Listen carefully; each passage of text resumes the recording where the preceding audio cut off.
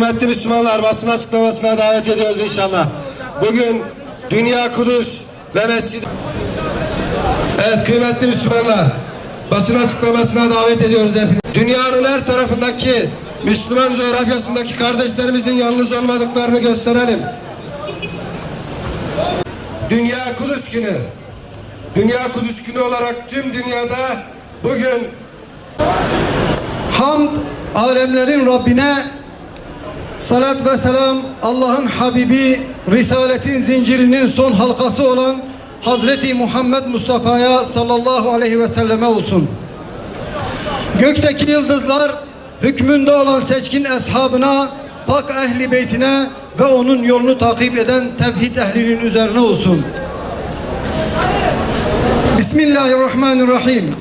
Bir gece kendisine bazı ayetlerimizi gösterelim diye kulunu Mescid-i Haram'dan çevresini mübarek kıldığımız Mescid-i Aksa'ya götüren Allah eksikliklerden münezzehtir. O gerçekten her şeyi işitmekte ve görmektedir. İsra suresi 1. ayet. Kudüs ve Mescid-i Aksa ümmetin iman ve izzet davasıdır. Bugün Dünya Kudüs Günü. Dünya Müslümanlarının, özgür halkların Kudüs için meydanlara döküldükleri, Kudüs'e olan aşklarını, sevdalarını, hasretlerini haykırdıkları gün. Esaret altında olan Kudüs için gözyaşı döktükleri, Kudüs'ün özgürlüğü için dua ettikleri, bu uğurda mücadeleye söz verdikleri gün. Kudüs yeryüzüne inen rahmetin adıdır. Peygamberlerin ayak izleriyle mukaddes kılınmış, göğe yükselen dualarla mühürlenmiş, zamanın kalbine kazınmış bir şehir. Kudüs taşlarına secde sinmiş, minberlerinde adalet yankılanmış bir emanettir. Her sokağında bir peygamberin ayak izi, her taşında bir müminin duası saklıdır. Kudüs gökyüzüne açılan bir kapıdır. Bir gece gökler onu selamlarken arş-ı alaya doğru bir kutlu misafir yol aldı. Kudüs gözyaşıyla yıkanmış, dualarla bezenmiş bir direniş destanıdır. Yüreğinde Yusuf'un sabrını, Yakub'un özlemini, İbrahim'in teslimiyetini taşır. Kudüs yetim çocukların avuçlarında bir kırık ekmek, annelerin gözlerinde sessiz bir feryattır. Her sabah ezanla dirilir, her akşam bir umutla bekler. Kudüs minarelerinden yükselen her tekbirle, işgal altında bile özgürlüğü fısıldayan bir haykırıştır. Tekbir! Allahu Ekber! Tekbir! Allahu Ekber! Tekbir! Allahu Ekber!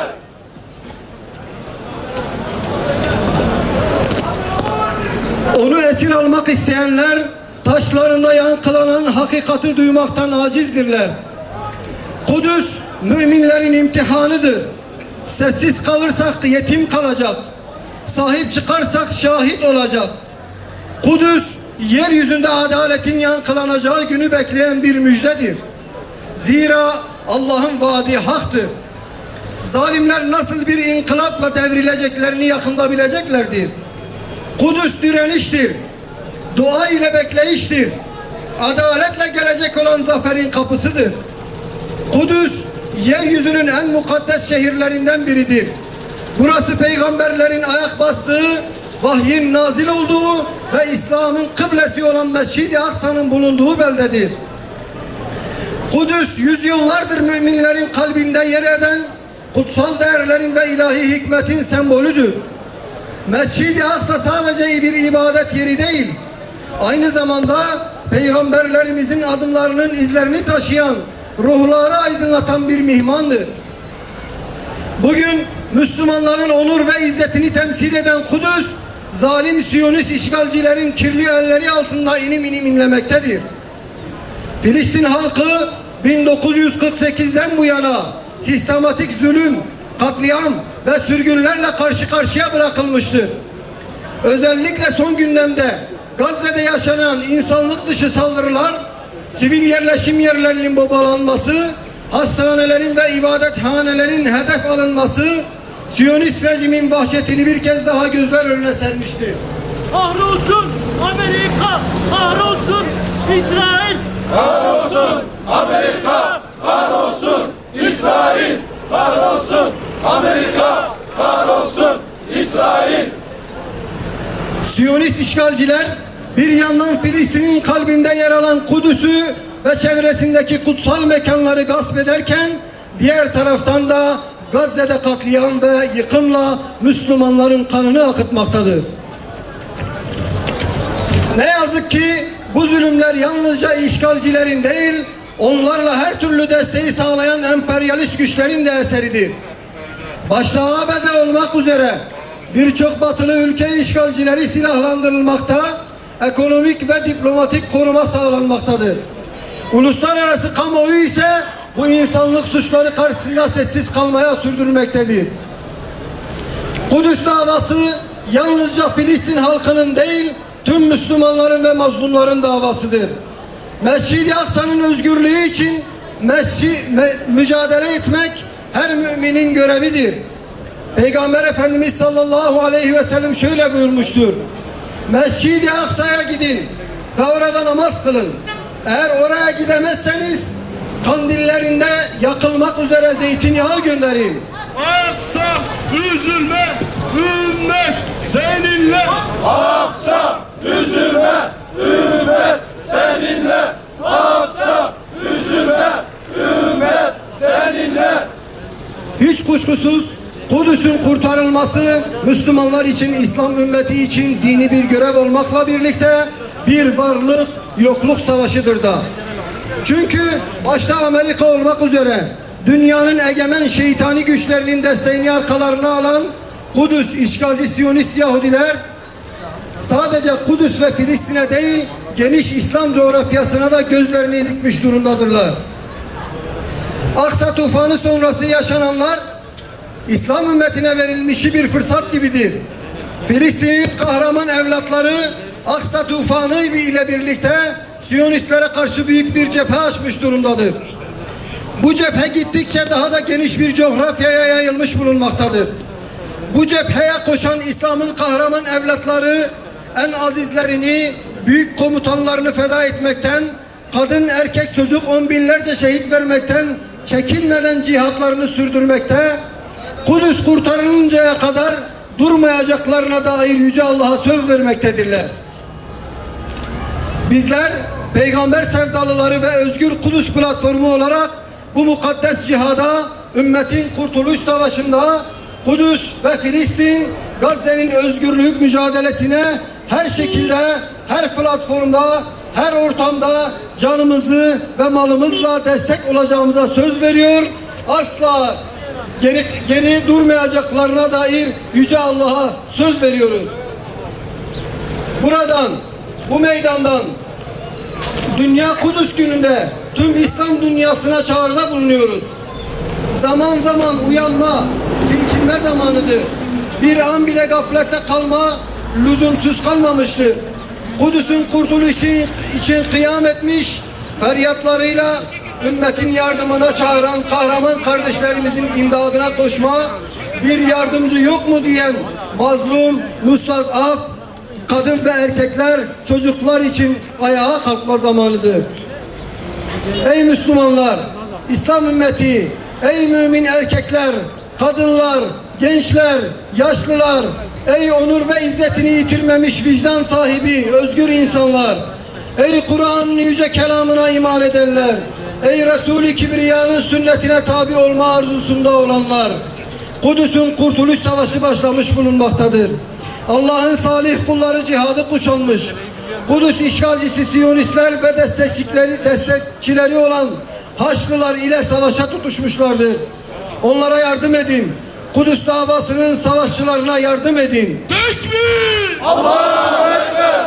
Tekbir! Allahu Ekber! Tekbir! Allahu Ekber! Yöneticisiyle, yönetileninle tüm İslam ümmeti bu varlık savaşında tereddütsüz yerini almalıdır.